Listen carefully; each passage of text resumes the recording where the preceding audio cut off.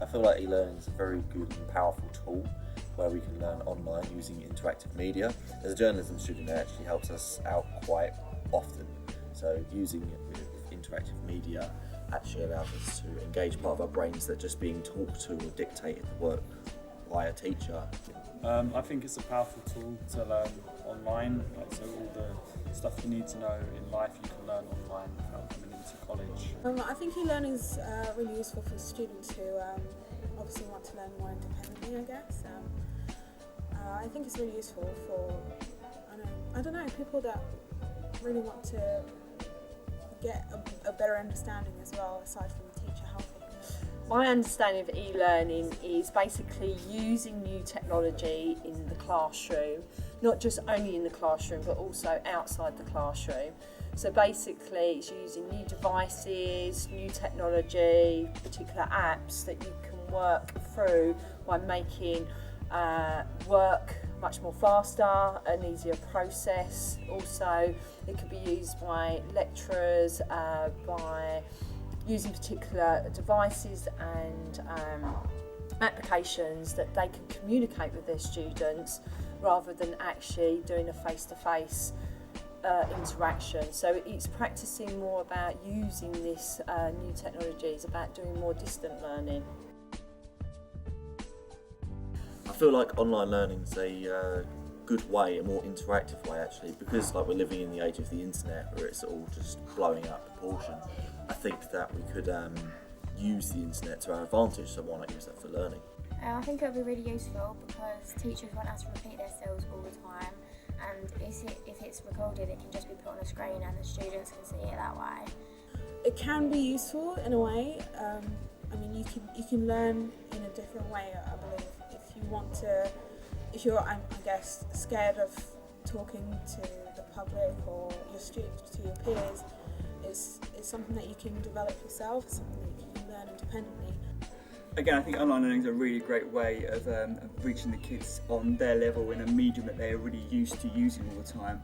I think we kind of have to move with the time, which is obviously isn't great for everyone, but I think if you can reach them in a medium that they're used to and that they're familiar with, because they all sit around playing their iPads and on their laptops and stuff all day long, if we can give them exercises and games and material that replicates the sort of things they're used to, then it makes sort of learning not only just fun but also similar to what they're used to, and obviously that repetition helps develop sort of like learning patterns.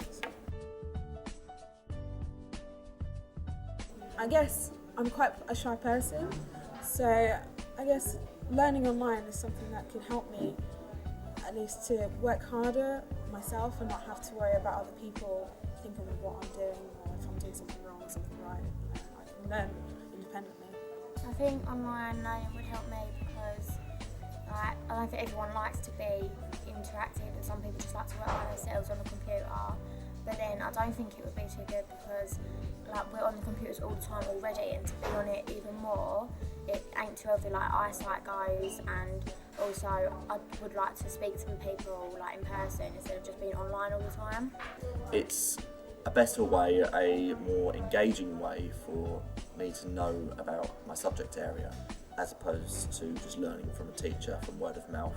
I think that actually engaging me in an internet-based subject would actually be far more interesting, especially for people my age. Okay, online learning for me would probably take up a lot of my time, obviously to build up resources. So, I mean, I already have resources ready in the long run of how we deliver now, but it would be like building up a whole new process for my learners. So, for instance, I'm looking about recording my students and myself when I deliver a session and upload it straight away, purely because any students that are disadvantaged because they can't come into college, or if they've got some serious issues about coming in, anxiety, or they've got dependents, or they're relying on care for their parents, that they can actually go online and actually see the class in action, and also probably some sort of Skyping scenario as well, which is another way forward. So basically I could be delivering my class in my own living room,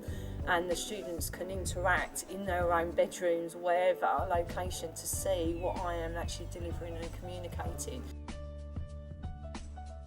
Some barriers that you may find is like you might not be able to do the skill you're learning. Like, so if you're learning to be a carpenter online, you might not be able to carry out those skills, and you might not even be able to interact with other people doing the subject, which can have some negatives. The barriers of e-learning, there's probably a few, but I think the most obvious one would be if you're learning online, what if you can't access the internet at home? I mean, I know it's a very rare thing that people won't have the internet at home, but if you don't, then you've got no access to this. And if you have no access to this, you can't learn. So traditional methods are going to be far more accessible for those who don't have the internet. If you don't have the internet, you can't do e-learning at home. So doing homework, coursework, trying to update all your previous work, it's just not going to happen. Well, it makes it very difficult to police the group, essentially. I mean, when you've got them in a confined space, you can keep an eye on them and you know they're working. If they get distracted, you can bring them back to focus. If they go off in a tangent and sort of run off in a wrong point, as it were. Sometimes it's great when they do that. You know, they can find and explore and find really great things, but sometimes they go off in the wrong direction. And if you're not there to sort of police that and catch that, it can be quite damaging for them and their grades. So that's a bit of an issue. Also, again, you've got very little control on making sure they're going to do it. I mean, obviously there are systems in place so you know that when those students who have done it in fact.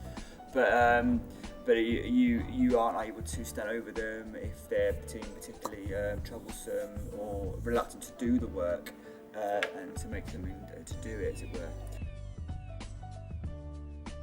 I think having probably iPads in the classroom would be really useful. I mean, if the teacher's giving you some lessons and things that you wanted to learn, and you can't remember, or you want to put the homework down, or you want to write the dates and stuff, they already have the calendar there, so you know exactly what you have to do, so you can keep up to date and be more organised, I guess.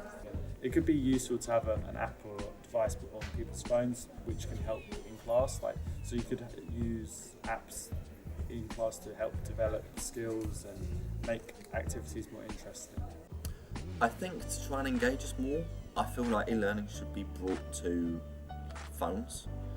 I mean, people will be on the phones anyway in class. Everyone knows it happens. The teachers, the students, everyone knows it happens. But the thing is that if you use that as a learning tool, you breach a barrier between students and teachers, and it no longer becomes a thing where it's like you'll be in trouble for it. If you use it to, you know, go on to e-learning, teach yourself something, or teach yourself independently, I feel like that could actually allow students to be far more interested in the subject, while at the same time not feeling like they're just being talked down to or condescended to by a teacher for being on their phone.